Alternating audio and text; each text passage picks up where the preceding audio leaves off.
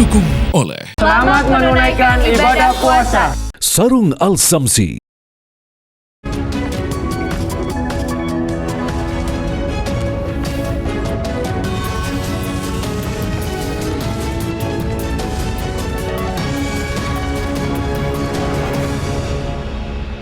Selamat malam pemirsa, selain dua kabar utama tadi kami juga akan menghadirkan serangkaian kabar penting lainnya. Untuk mengetahui informasinya, inilah kabar utama selengkapnya bersama saya, Prita Zeka.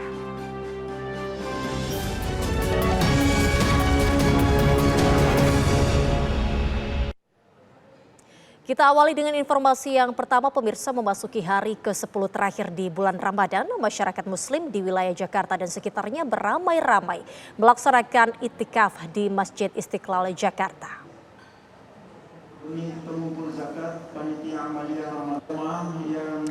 Panitia Ramadan Masjid Istiqlal tahun ini membuka pendaftaran bagi peserta yang ingin melaksanakan iktikaf di 10 hari terakhir Ramadan.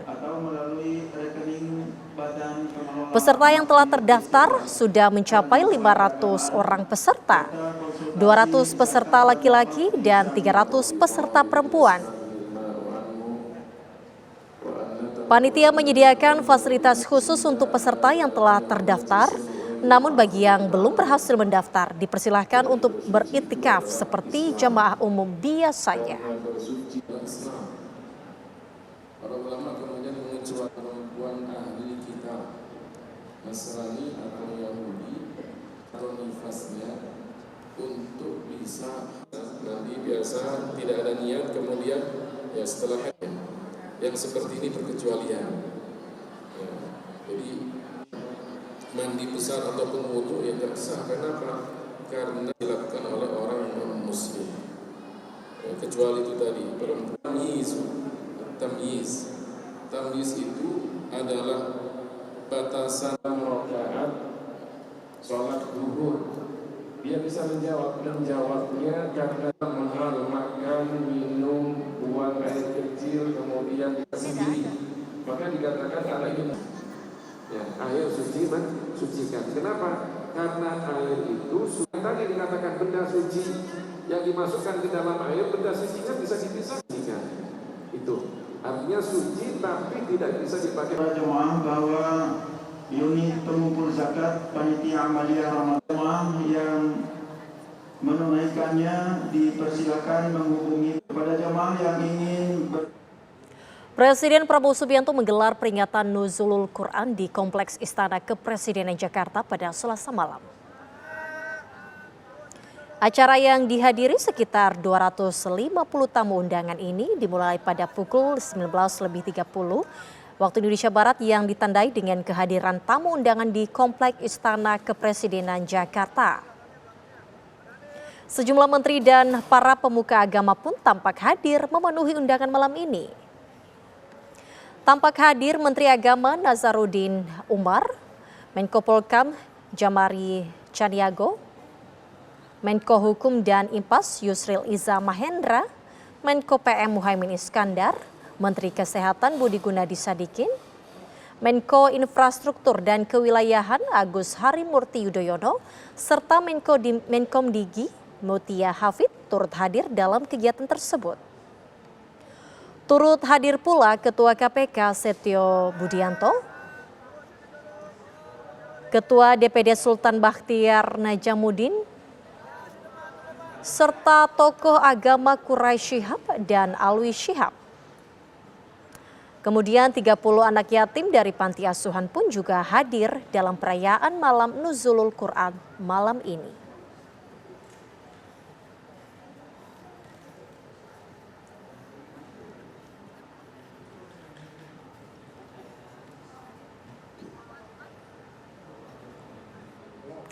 Untuk memperbaharui informasi, kita sudah terhubung dengan reporter Iman Fajar dari Istana. Selamat malam, Iman, silakan dengan laporan Anda. Ya, selamat malam Sega dan juga pemirsa. Baru saja usai acara dari peringatan Nuzulul Quran tingkat kenegaraan di Istana Kepresidenan Jakarta beberapa saat yang lalu, di mana acara ini tadi dimulai sekitar pukul 19:45 waktu Indonesia Barat. Dan dalam acara ini, pemirsa yang tadi dihadiri oleh sejumlah tamu undangan, ini acara dimulai dengan pembacaan ayat kitab suci Al-Quran yang dibacakan oleh M. Zian Fahrezi yang merupakan juara satu kategori Musabaqah Tilawatil Quran Internasional Al-Amid ketiga di Karbala, Republik Irak pada tahun 2026. Setelah pembacaan ayat suci Al-Quran kemudian dilanjutkan oleh ceramah dari Profesor Muhammad Quraish Shihab yang kemudian dilanjutkan lagi dengan taklimat dari Presiden Republik Indonesia Prabowo Subianto. Dan ada beberapa poin kalau saya catat tadi bagaimana taklimat dari Presiden Prabowo Subianto pada acara malam hari ini, di mana tadi Presiden Prabowo Subianto dalam pidatonya ini mengajak seluruh masyarakat Indonesia untuk menjunjung persatuan di Indonesia, di mana dalam momen Nuzulul Quran ini juga Presiden Prabowo Subianto mengajak untuk pentingnya memahami nilai Al-Quran, terutama yang ditekankan nilai-nilai utamanya adalah mengenai nilai perdamaian, keadilan, dan juga persatuan. Dan tadi juga Presiden Prabowo Subianto juga menyinggung mengenai bagaimana kondisi global yang saat ini tidak menentu, dan oleh karena itu maka Indonesia dibutuhkan persatuan agar kemudian Indonesia perlu memperkuat persatuan nasional untuk menghadapi ketidakpastian tersebut. Dan tadi juga Presiden Prabowo Subianto mengutip ceramah dari Profesor Muhammad Quraish Shihab bahwa keyakinan bahwa kebenaran pada akhirnya akan menang.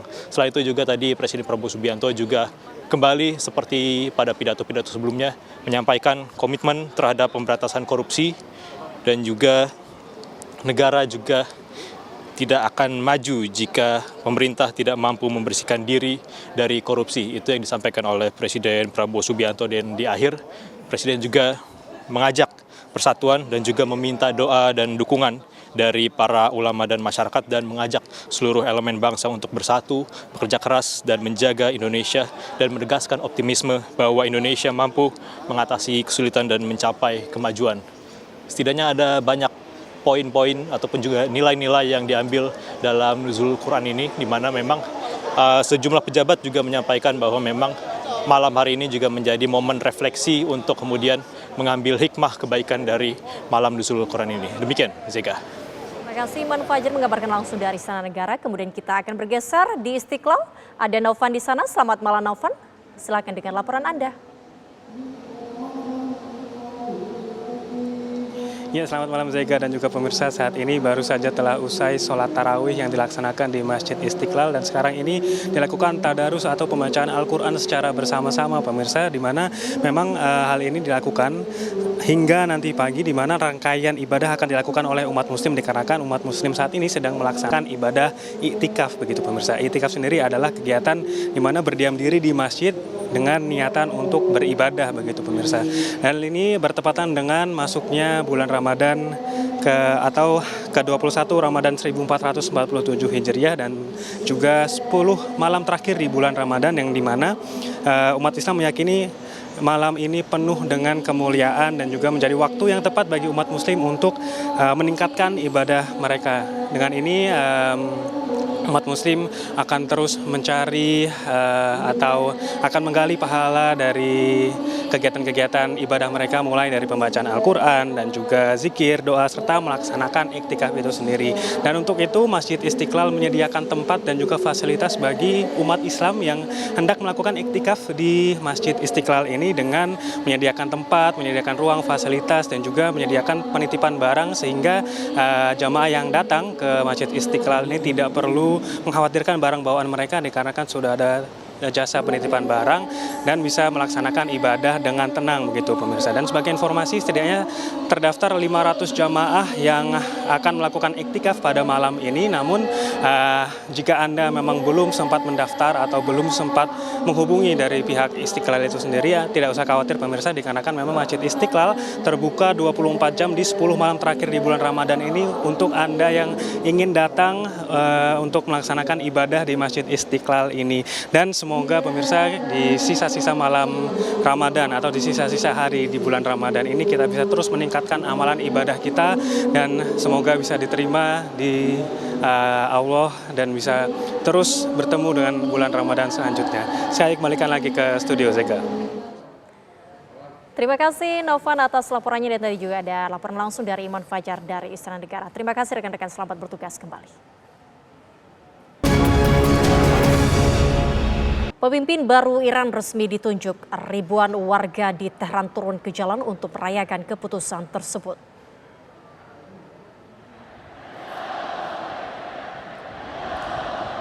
Ribuan warga Iran memadati jalanan Tehran pada hari Senin 9 Maret untuk merayakan penunjukan Mojtaba Khamenei sebagai pemimpin tertinggi Iran yang baru. Massa berkumpul di lapangan Inkilab sambil mengibarkan bendera Iran dan membawa potret Mojtaba Khamenei serta ayahnya Ali Khamenei. Seperti diketahui, Ali Khamenei tewas dalam serangan di hari pertama perang yang memicu konflik besar di kawasan Timur Tengah. Tak lama setelah itu pemerintah Iran menunjuk putranya Mojtaba Khamenei untuk menggantikan posisi pemimpin tertinggi negara tersebut. Mojtaba Khamenei yang berusia 56 tahun dikenal sebagai ulama Syiah dengan dukungan kuat dari pasukan keamanan Iran. Penunjukan ini dinilai menandakan bahwa kelompok garis keras masih memegang kuasa di Iran. Dan hal ini dinilai dapat memperkecil peluang berakhirnya konflik Timur Tengah dalam waktu dekat. Dalam aksi tersebut, sejumlah pendukung menyatakan kebanggaan mereka terhadap pemimpin baru Iran.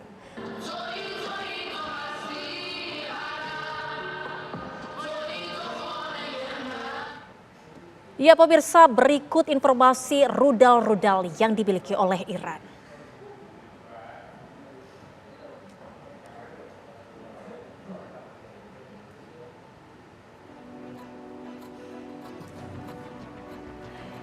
Yang pertama, rudal Sejil, di mana jangkauan 2.000 km membawa hulu ledak high explosive.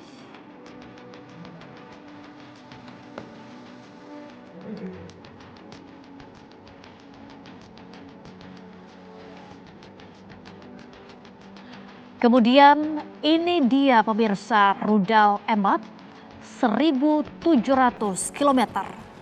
Rudal balistik jarak menengah dengan manuver presisi.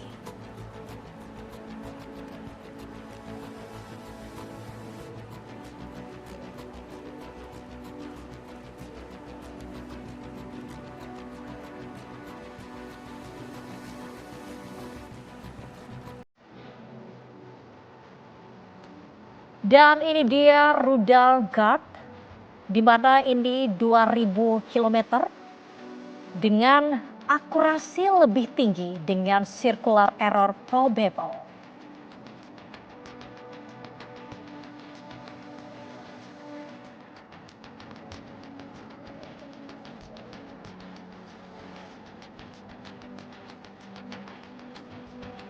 Dan ini rudal Shahab 3 dengan 1.300 km.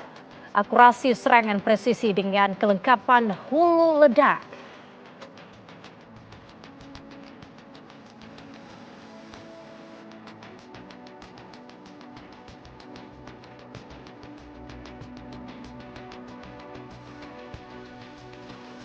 Rudal Khorramshahr 2.000 km dapat membawa hulu ledak seberat 1.800 kg dan panjang 13 meter.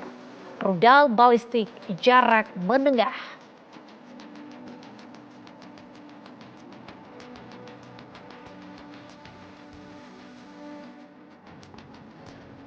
Dan ini rudal Hofeize dengan 1.350 km. Rudal jelajah permukaan untuk serangan darat presisi tinggi.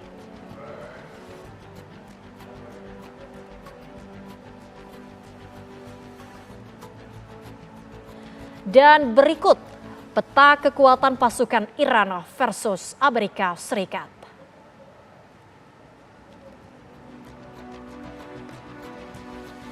Di mana yang pertama pemirsa, Iran peringkat ke-16 dari 145 negara. Sementara Amerika Serikat peringkat 1 dunia. Kemudian personel militer Iran yang aktif sebanyak 610.000 personel. Kemudian untuk personel militer Amerika Serikat yang aktif 1.328.000 militer.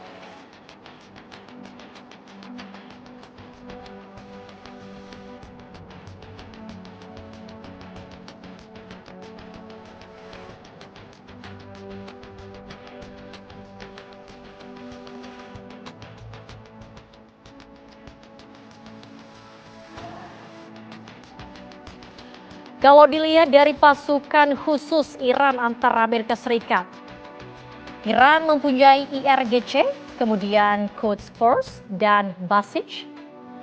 Sementara untuk pasukan khusus AS, ini ada Delta Force, kemudian Navy SEALs dan Marines.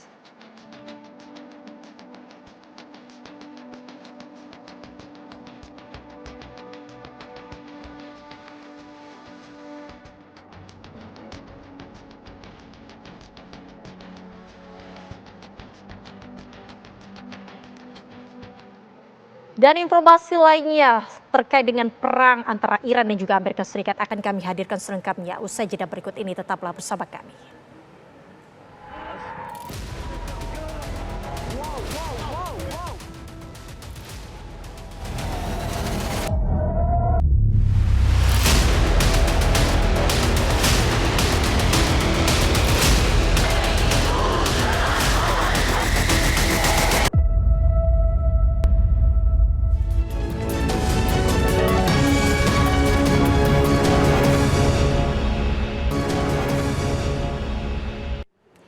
Di tahun ini, Indonesia kembali ikut hadir di ajang Bursa Pariwisata Internasional yang berlangsung di Berlin, Jerman. Di Bursa Wisata Jerman atau ITB tahun ini, Pavilion Indonesia mengusung tema Go Beyond Ordinary dengan menawarkan lebih dari sekedar keindahan destinasi.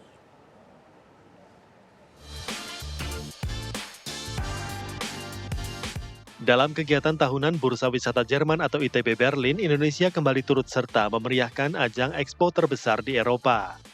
Saat hendak diresmikan oleh Menteri Pariwisata Republik Indonesia, Widiarti Putriwardana, Pavilion Indonesia sempat mendapat kunjungan spontan dari Wali Kota Berlin, Kai Wagner, dan anggota Parlemen Jerman, Christoph Ploss. 91 perusahaan pelaku industri pariwisata asal Indonesia diikutkan dalam Bursa Wisata Jerman tahun ini. Di antaranya perusahaan hotel, agen perjalanan, dan desa wisata. Kenapa kita selalu hadir? Karena European tourist mereka spend average $2,000 Amerika Serikat dan average stay-nya mereka 12 hari hingga 17 hari karena jauh jangka tempuhnya untuk datang ke Indonesia, mereka stay atau tinggal lebih lama di Indonesia. Jadi itu sejalan dengan program quality tourism kami di Kementerian Pariwisata untuk menyasar turis-turis yang high value, high spender, dan stay longer di Indonesia. Itu akan translate ke devisa kita dapat menjadi lebih meningkat. Dalam rangkaian acara pembukaan, Bali mendapatkan penganugerahan sebagai tujuan wisata terbaik dunia di tahun 2026. Hal ini berdasarkan penilaian pengunjung yang diselenggarakan oleh platform digital pariwisata ternama TripAdvisor. Untuk menarik minat banyak pengunjung, Pavilion Indonesia hadir dengan tema Pantai dan Langit Biru. Seperti pemasangan payung putih di dalam Pavilion Indonesia, bukan hanya sekadar dekorasi, namun juga memberi kesan suasana pantai.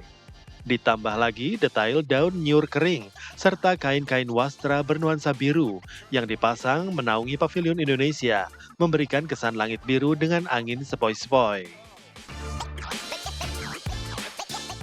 Dijelaskan arsitek desain Pavilion Indonesia, Andra Matin, sebagian dari material dekorasi pavilion telah digunakan di Expo Osaka tahun 2025 lalu. Hal ini sebagai konsep berkelanjutan, sehingga dapat menghemat anggaran tanpa mengurangi nilai keindahannya. Di tahun 2026 ini, penyelenggaraan Bursa Wisata Internasional Berlin atau ITB Berlin menginjak usia yang ke-60 tahun. Tercatat 5.600 peserta dari 166 negara di dunia turut serta dalam pameran tersebut. Pameran di tahun 2026 ini berlangsung selama 3 hari, yakni dari tanggal 3 hingga 5 Maret 2026. Dari Berlin, Jerman, Miranti Hirschman, TV One mengabarkan. Ya, pemirsa, polisi menangkap 24 orang yang diduga terlibat dalam aktivitas pertambangan emas tanpa izin.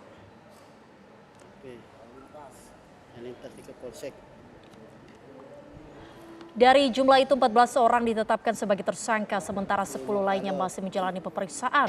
Aktivitas ilegal ini tersebar di 7 titik, 3 kecamatan yang berada di atas lahan hak guna usaha PTPN 1 Regional 7. Polisi menyita sejumlah barang bukti, diantaranya 41 ekskavator, 23 mesin dompleng, 47 jerigen solar, serta belasan kendaraan. Para tersangka dijerat Undang-Undang Mineral dan Batu Bara dengan ancaman pidana penjara maksimal 5 tahun dan denda hingga 100 miliar rupiah. Pendapatan petambang per hari 1.575 gram tadi dikalikan 1.800.000, yaitu 2,835 miliar per hari. Pendapatan pertambangan per bulan 2.835 miliar kalikan 26 hari, yaitu 73.710 miliar rupiah. Dugaan kegiatan pertambangan ini dari hasil pemeriksaan telah berjalan sekitar 1,5 tahun dengan akumulasi potensi kerugian negara minimal 1,326 triliun 780 juta rupiah. Kabar tadi menutup jumpa kita di kabar utama malam ini. Sesaat lagi Anda akan menyaksikan kabar hari ini bersama dengan Haidar Fashal. Saya Prita Zeka dan seluruh kru yang bertugas undur diri. Terima kasih. Selamat malam. Sampai jumpa.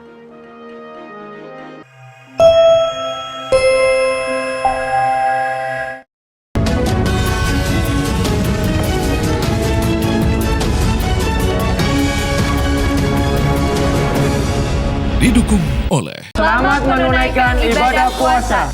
Sarung Al Samsi.